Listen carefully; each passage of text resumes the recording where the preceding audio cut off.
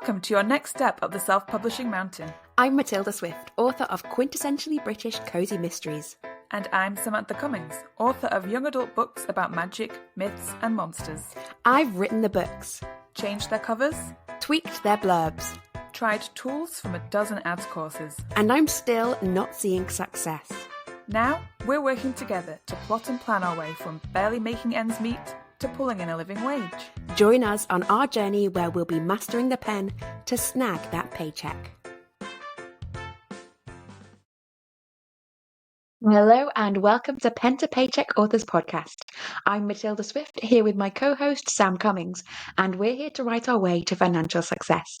We're two indie authors with over a dozen books between us, and still a long way to go towards the quit the day job dream.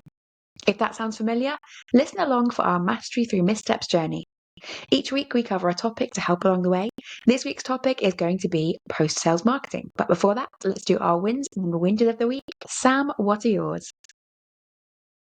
I have a few wins this week I'm very excited to talk about. So I was just, before we started recording the podcast, thinking like, oh, I can't think of any whinges, and then realised, like, I don't need to do whinges. It's wins all the way, baby. So this week, one of my friends who like loves all the same kind of books and TV shows that I love has been reading my book, Curse of the Wild.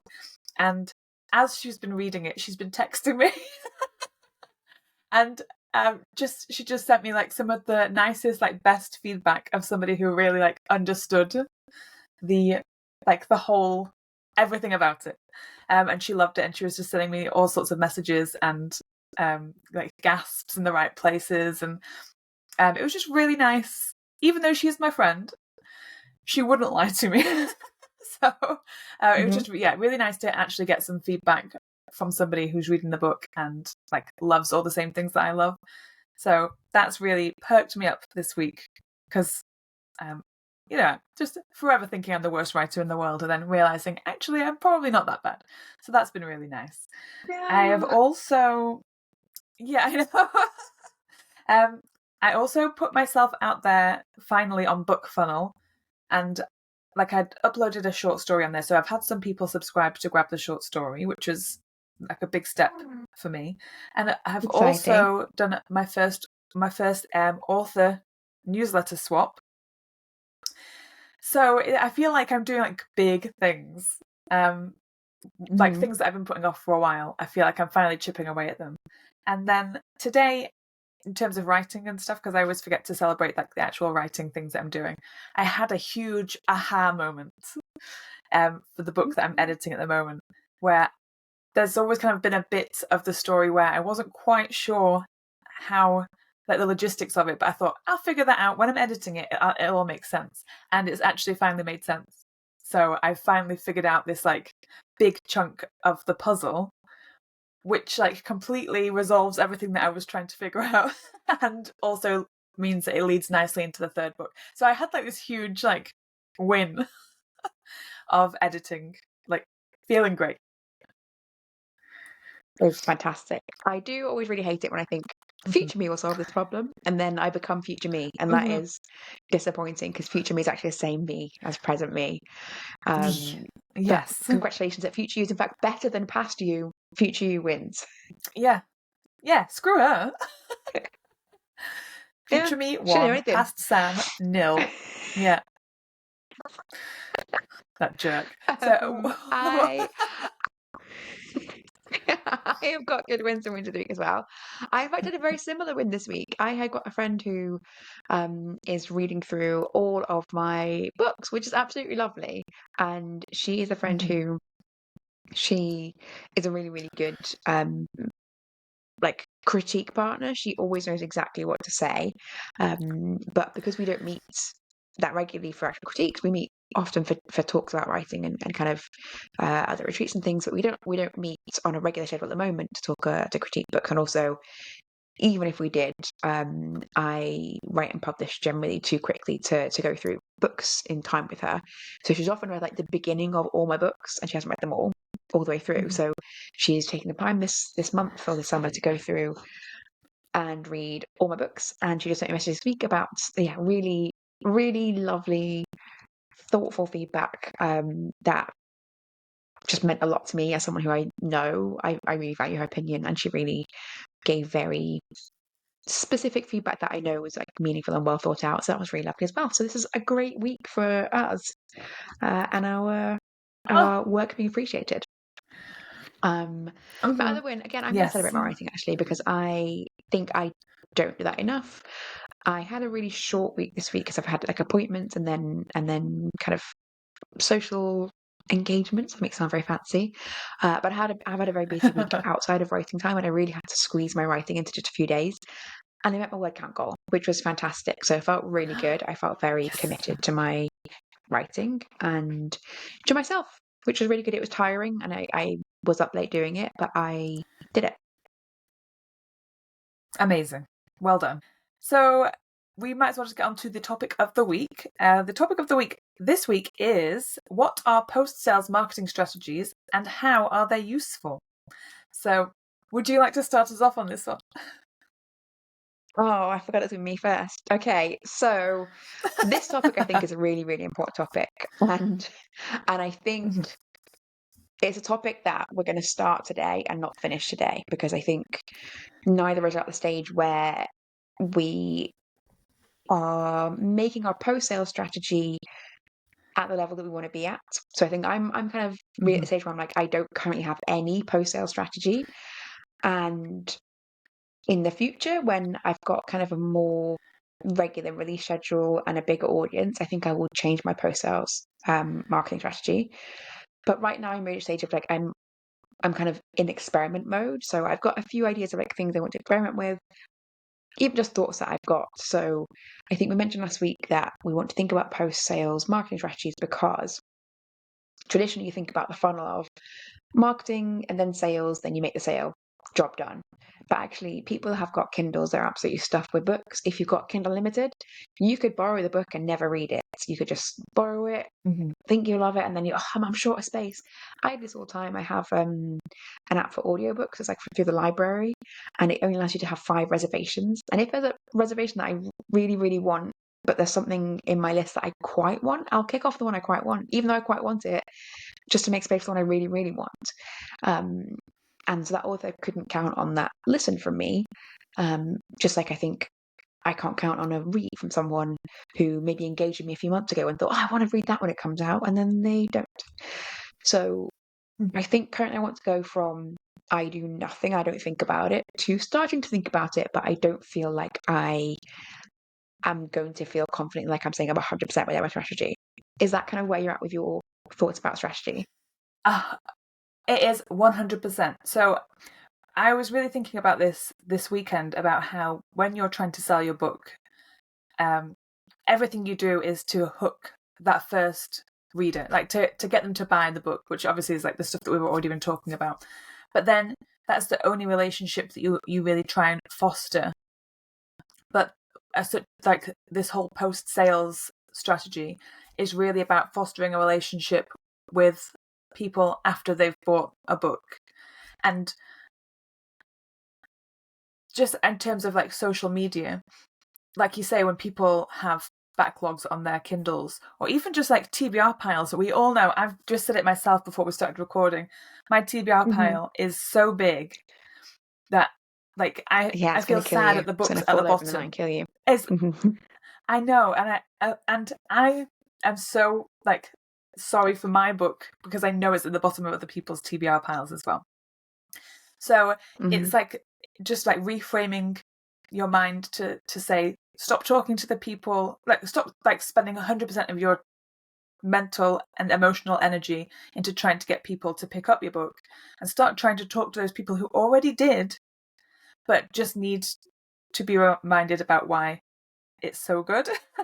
Hmm. So just that shift in my Hmm. mind has like set me up for thinking, well, there are so many techniques that I can just start using now, which maybe they won't pan out, but at least like yeah, there's a lot of space for experimentation, which I'm really looking forward to, and I've written out some ideas for the things that I want to start doing on social media that I can pop into my social plan that I've got on the wall.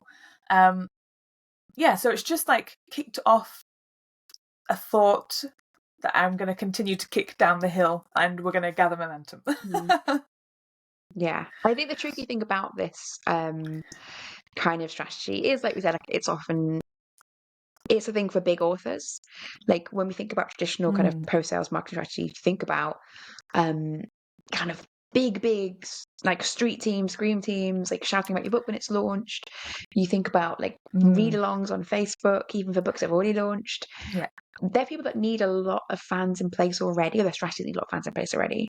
They need a lot of momentum, and it can feel daunting to think that you want to try something, but like the only things I could try, I could fall flat on my face. I could be like, let's have a read along, everyone. Tell me what you think of chapter 1. And then crickets. And like, well,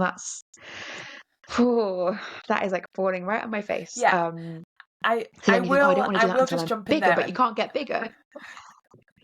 No, I actually trialed that earlier this year. I thought, because a lot of people are really into audiobooks, and a lot of the people that I follow on TikTok, I'd say a lot of the people, I do follow some audiobook narrators on TikTok. And I thought it would be fun to try and read some of my book on TikTok and see if it generated any interest. I'm a terrible person. I can't read out loud very well. I am dyslexic, so it's tough. I thought I'd try it just to see if anybody was interested, and it did fall flat. And so I just kind of thought, okay, for now, that's not something that I am going to put any more time or energy into. But if not now for doing these sorts of experiments, like when? So at least we have the benefit of being able to do this and people not really remember. Yeah, but also I would say I don't love real-time engagement with people. Yeah, so I don't love real-time engagement because I am antisocial, so I'm an author. I like conversation. Like I like a really good one-on-one conversation, right? That's why I like this podcast, and I like small group kind of mastermind type things. But I don't like being cheerful to strangers. I don't know how to say that. And I think social media requires that. It drains a lot of energy from me, so it's not for me. So I don't think I want to plan towards that either. I don't want to say, when I've got X number of readers, I'm going to start doing launch parties and read-alongs and other sort of big things that will feel fake to me. They won't feel fun to readers because they're not going to be things that I would actually enjoy. I want to plan things that I would enjoy. And I think one of the tricky things with like thinking of other strategies, so like doing everything around the launch, that's one tactic, and that's a tactic that you do if you don't sell direct. Well, people often do if they don't sell direct because you've got no idea who your customers are. You can't contact them to do any follow-up emails because they didn't buy from you, so Amazon's got their email address. Even if they are people from your newsletter list, you don't know which ones have bought the book, you don't know which ones are reading it right now. It's very hard to engage if you're not a direct seller who doesn't know, like, this person bought this book on this day, I can do 3 follow-up emails. So people do, like, around the launch, a lot of strategies such as a read-along party, or other sort of scream team activities. But I think that we are missing a trick, and I think we can solve it. Okay. Or I think we can start solving it and like start figuring out some things that we could do that kind of fit within this broad idea of post-sales marketing, and kind of allow readers to maybe start funneling themselves that way, or allow readers to like pick things up asynchronously. So that's what I've been thinking this week. I've got some specific thoughts on it, but have you got any kind of ideas about timings and things like that for post-sales marketing? Yes, this is something that's been on my list for a while, and I'm really bad at my whole email system and subscriber list and building a subscriber list and emailing people consistently about the right things. And you sent me a link recently about audience segmentation, and that is something that I've written down as part of my post-sales marketing, is really trying to figure out who my audience is, and make sure that I've got well-timed emails set up, and just like trying to, like you say, when you don't sell direct, you don't know who your readers are, who has read what book. I really want to try and figure out a way to get my email audience to fill in like a getting to know you type form where they tell me what they've read, and then I can segment them in the correct way and just like know what emails to send people and be really strategic about it. Because my email strategy right now is literally non-existent. It's just me like once a week talking to people, but in no way is it doing a good job in any respect. So does that It's not doing not a good job slightly in tie like in the with respect of like brand building. I think it does a good. yes. It keeps a connection, it keeps you in mind, but it's not selling. It's not trying to do it directly. Yeah. So Yeah, that's definitely what I need to what work I've on. been thinking about. So yeah. So what I've been thinking about is I just bought myself a holiday because I have not been on a nice like sun holiday for 5 years. And that's insane. So I have bought myself a holiday to Corfu, which for any kid that read My Family and Other Animals growing up is like dream vacation spot for me. But I am sadly not going to be exploring with lots of animals. I am just going to sit by a pool and read a book, which is what I really, really need to do for a week. So I bought myself this, and in fact, I bought a package tour, which I haven't been on a package tour since I was like a teenager, when they were like weirdly cheap in the 90s, and you basically paid nothing to go on them. They just like seemingly just invented package tours and like everyone just come along for free. So I bought myself a package tour because I just literally want to get to the airport and then not think about anything apart from reading and eating ice cream after that. And because of that, a company knows exactly where I'm going, where I'm staying, how long I'm going for, the level of hotel I'm going for, the level of holiday I'm experiencing, my likely income levels. They know a lot about me. They can infer from the fact that I've told them where, when, and how expensive a holiday is. So they are sending me, the package tour company, lots of emails. I would say every 2 to 3 days sending an email. And I'm opening in them because I have to, because they might important things about my holiday. So the first couple I've sort of obliged to open. They could have been my ticket. They could have been like important information about passport details, something. But when I opened them, they weren't about that. They were really fun emails that say something like 48 days left to go to your holiday. Ooh, here's what you should be packing. Here's what you'll be thinking about. Here's what your pool looks like. And I was like, oh my goodness, I'm so excited for holiday. Next email, 46 days to your holiday. Make sure you get your money out. Make sure you got this much time left in your passport. So it's a mix of useful things and fun things. And I'm opening them, right? And I have no interest in emails from this company, really. And also, I've given them my money already. I've paid them for this holiday. I might never book another holiday with them again, but they are banking on like creating goodwill in my mind so that this holiday I tie with them. Not that I think of this holiday as I went to Corfu. It's my holiday with this company, with the package tour, so I'll book another package in the future. So they are trying to turn me from a buyer into a fan. I'm going to go on the holiday regardless. I've given them my money. This is a great example of post-sales marketing. And it's been really lovely to see. And again, one tricky thing is they know exactly when my holiday is. They know when I bought the holiday. They know where I'm going. They know a lot about me, which I don't know about my readers. So that's often why people time things around launches.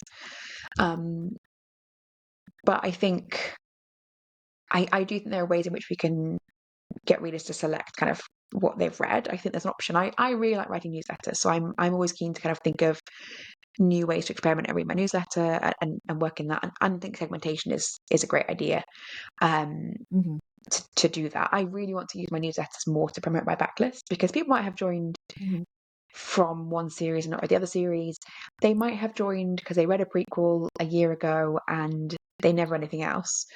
And they don't know that there's now 6 book series. They think, oh, actually, I'd love a 6 book series. I wasn't actually, it was like a 2 book series because they're in like a long series. So there's tons of people on my newsletter list who maybe love to know about my books. So say I put in, have you read book 1? Click here for the bonus material. I can then segment it and say, those people have read book 1. And I've got tons of ideas of things I can do to promote to them. I've got a bonus thing that I'm not discussing right now, a bonus thing that I can send to readers. You can be sending people, in the email you can put in like reviews in. Here's reviews. Have you left yours yet? You can be putting in sales numbers, which I don't know everyone's comfortable with, but like Amazon started putting that now on everyone's page anyway. 1,000 plus sold this month. So why not use it yourself? You can put in bestsellers information. There's tons of things you can be used to promote. And again, most of it falls most naturally after a launch, but you can do other things. Have you had any other thoughts about Mm-hmm. sort of specifics of what you can be doing and how? Yes, I mean, similar to what you've just been saying. Really being a lot more mindful about my follow-up emails when you get people who join your mailing list. Like they get, for me, my automations are like nothing. I really need to redo them all. So when somebody joins your mailing list and they get like a link to my page which has got freebies on it, but I'm not sending them another email the next week saying, have you read this book? Which is so ridiculous, but it's just something that, because I'm so busy with other things, it's just one of those tasks that you like I've got. You put it on the post-it on your wall and you think, I'll get to that next week. So it's just taking things like that a little bit more seriously, reminding people to leave reviews, because as we all know, reviews are our bread and butter. And I out and out text my friend who'd read my book and said, go and leave a review. So I need to be doing that to my emails as well, like go leave the reviews. But yeah, just trying to encourage people to interact with me a bit more, I suppose. Like I really like it when I read emails from authors and just anyone in general, really, where that it's conversational to the point where I want to click reply, or Mm-hmm. I do want to click through their links and see what they're talking about and create content that is I don't like to say create content, but that's what it is. Create content that is interactable. Like people want to actually get involved and be excited about it. Like you say with like your holiday, people sending you emails and getting you excited. Like, are reading books not exciting? I think they are. You are Mm-hmm. taking a mind Mm-hmm. holiday. That seems like something that I should be encouraging. Yeah, I think my newsletter, I, I think my newsletter, when I'm emailing people, I've got quite a good automation sequence, I think, or not a good one. I've got a substantial one. It's not that long, but it's longish. Mm. Um, but it it's not quite an apologetic tone, but it's definitely not a salesy tone. It feels like, oh gosh, I'm so glad you're still around. Here's some more information that you might be super excited about. Here's some pictures about the beautiful place I live in. Here's some links that you might want to research some more information about this series setting in. It feels like a um I'm trying to sneak into their inboxes by being really interesting, Mm-hmm. rather than assuming that they are loving this series, that they are desperate to read the next book, if only they knew what it was, that they are desperate to be Mm-hmm.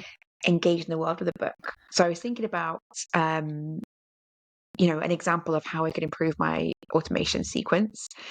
Um, Mm-hmm. so it's filtered by what free book you come in on, and what link you follow, which I do need to improve it for um, organic sales from the back of books, but I don't currently push that very much. I mostly have it from book funnel promos or kind of similar things like that. Um, but imagining if I knew which book you came in on, which you know prequel you came in from usually, and I could say, oh, fantastic, you've read this one. Did you love X, Y, Z in the first few chapters? Read on to find out what happens to them next. If you've if you're feeling peckish at the recipe on in chapter 5, here's the actual recipe. You can bake this yourself. Like, I can really get people into the world of the books. There is so much I could be doing that I'm just not doing. And then when they get to the end of that, I can say, move on to book 1. Here's where you get it. Here's the little summary. You'll find out from the prequel what happens to X character. And then here's 3 reviews, people who loved it. Don't forget to leave your own at the end. And I could just keep moving through the books that way.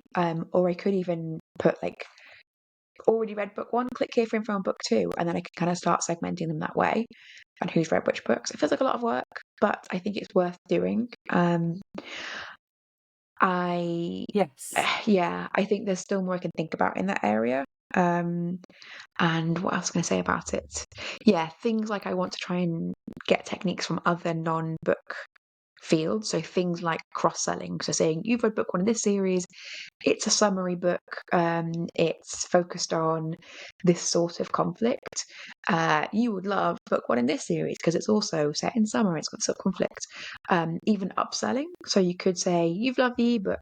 Why not get the paperback? Or here's the special edition hardback if I had them. Like people do that in other marketing fields.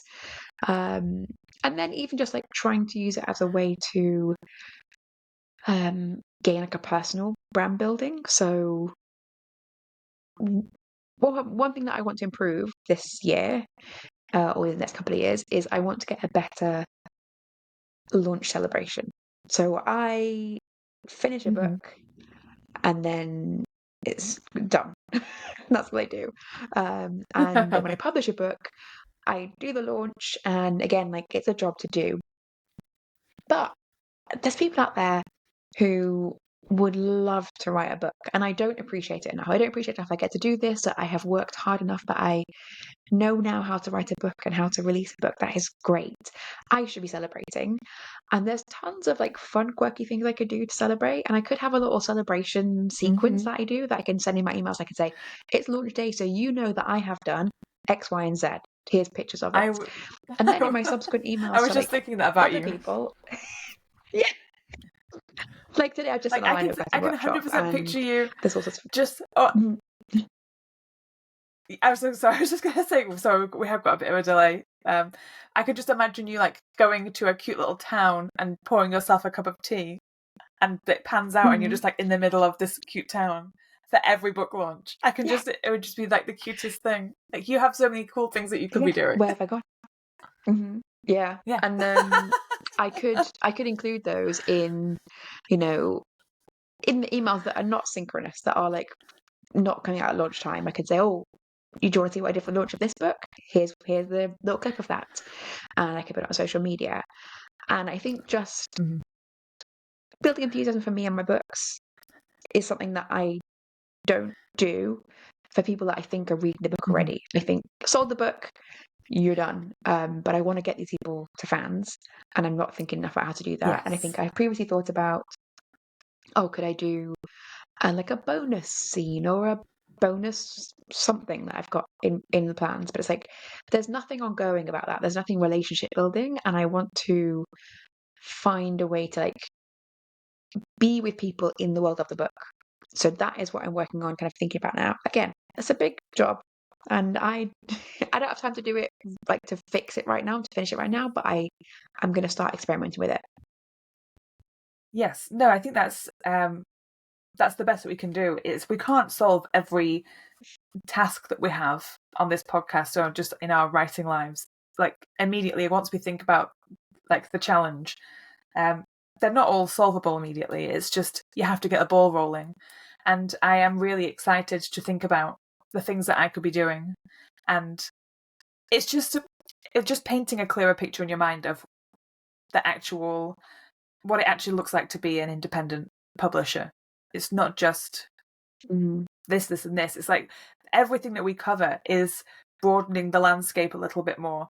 And it's just really helpful to know where we are.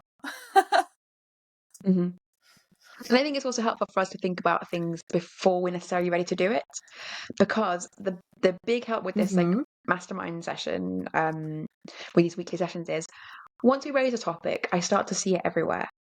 And I think having things like this, where I know I'm not ready yet to do anything about it, but I will be quite soon. Right? And I couldn't have said that a couple of years ago. So this wasn't even on my radar a long time ago, but it's on my radar now. Not to do anything, but to say, I'm universe. I am ready. Send me some things. I hate thinking about the universe like that. It's not for me. But just my own brain. Taking my brain. Can you start picking up on, like, can you find podcasts on this? Can you like read articles on it? Can you take an interest in this, rather than sort of swiping on it?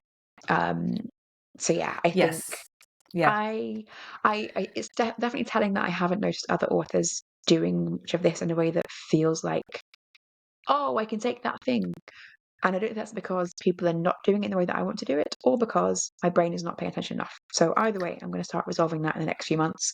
I'm going to be noticing and actively seeking things out. Have you got anything else to add on the post-sales marketing strategy? Just like what you just said, I came up with like a good list of comps last week, or the start of this week. I kind of finally found, I should have put that on my win list. I finally found some comps that felt like they fit a lot better than the ones that I'd had previously. And I need to really go through, like, I follow them on social media and everything, but I really need to sign up to all their mailing lists. This sounds like, I feel so bad because I feel like it sounds like stealing in a way, but it's really like, it's more inspiration that I'm looking for. I want to see how they're doing it. I want to like look at the pros and cons, or like the stuff they're doing well, the stuff that maybe I think I could do better. Yeah, so I'm, after this podcast, I think what I'll do is I'll go and make sure I'm signed up to everyone's mailing lists and like get that mental ball rolling and wait for the universe to show me all the things. Sure. Yeah, that's how this all works. It's Okay, that is all, it very all helpful. works like that. Just the universe will bring us the answers. We don't have to work at all. Okay, so Nope. it's our last week, next week, on the series of books as products. We're doing an episode on continuation equation, which I definitely know what it is. I haven't kept forgetting this. So, but just to remind anyone else who's not aware of what this is, could you tell everyone what this means? Yes, I came up with this. And then just before we started recording, I had to write down what I meant. So this is what I've written for what I came up with. It's building a process, which means you're never wondering what to do next. So it's keeping your backlog in rotation in your sales/marketing plans. So it's just having those processes in place that mean that you're never just leaving a book by the wayside once it's done. And I'm terrible at this. I do that sometimes, but it's just making sure you're building your backlog into, I mean, it's kind of like what we're just talking about now in terms of making sure you're turning readers into fans. It's just making sure you're keeping people in the loop and everything that you're doing is taken into account in your process. Yeah. Have you got any initial thoughts on what that might mean for your writing and marketing? No. It kind of. Okay. Kind of. It's, I do have a social/marketing plan that's not really implemented yet, but I do have things like on a Wednesday, post this. And so it's just in my mind to make sure that I'm probably going to have things like my books on post-its. I love post-its. I can't tell you how many post-it notes I've got knocking around, all different colours. I'm going to write my books on post-its, and then every week I'm probably going to move them onto a different day on my calendar so that it reminds me. But at some point I will try and automate that rather than just doing post-its on a wall. But yeah, automation in social media is probably also something we should talk about. But I think it's just, I need to pop it into my plan of what I'm going to be talking about with people. Not just social media, with email marketing as well. Okay, yeah, I think it definitely feels for me like there's something that fits in with what we talked about today. And just ways to think about my backlist as present books for some people. Some people have not read these books. I mean, actually, quite a lot of people in the world have not read books, so I think I could be doing more to promote them. Like, for example, it is coming up to summer, or here in the UK this weekend, it has been summer finally. I have got books. My books are very seasonal. They are set through wrong through year. There are books that are set like in glorious midsummer, and then when it comes to autumn, there are books that are very clearly set in autumn. And I don't promote those. I don't say, "Oh, you're looking for a lovely summer read? Go for this one." And I don't plan ahead. I don't have any consistency in my marketing strategies. I mean, that's fine, right? I'm still very consciously in like an experiment phase, but I want to get to a stage where I can say, okay, every year, this is my overall strategy, and I make sure that I promote a backlist book a month, or I have seasonal periods where I do XYZ for these backlist books, rather than just saying, I assume people just find them themselves. That's not a strategy. No. And in fact, it doesn't work. I followed somebody on Instagram today, and I know, or maybe yesterday, I know that she's an author, and yet I had to scroll through her social feed to try and find her books. Mm-hmm. And I'm glad I have pinned posts on my socials, but it is just that realization that I did it because I was specifically looking, but other people who come to your account aren't going to specifically look for what they're looking for. They look on your account, and if it's not in their face, they move on. So, yeah, that's definitely a big thing A to think. good Like, people reminder aren't just for going to me. show up. Yeah. Yeah. Okay. Plenty, I think, for us to think about for next week. I think this would be a good kind of wrap-up topic for everything we talked about this last 4 weeks, or this 4 weeks. And again, I think it'll be a big topic of things we're not necessarily ready to implement now, but we will be soon. So I'm looking forward to it. Soon. Yes, me too. Mm-hmm. Well, thank you very much. And thank you everyone for tuning in. And I guess that's it. Goodbye. Bye. You've been listening to Pen to Paycheck Authors. Stay tuned for our next episode, and don't forget to subscribe to learn how to write your way to financial success.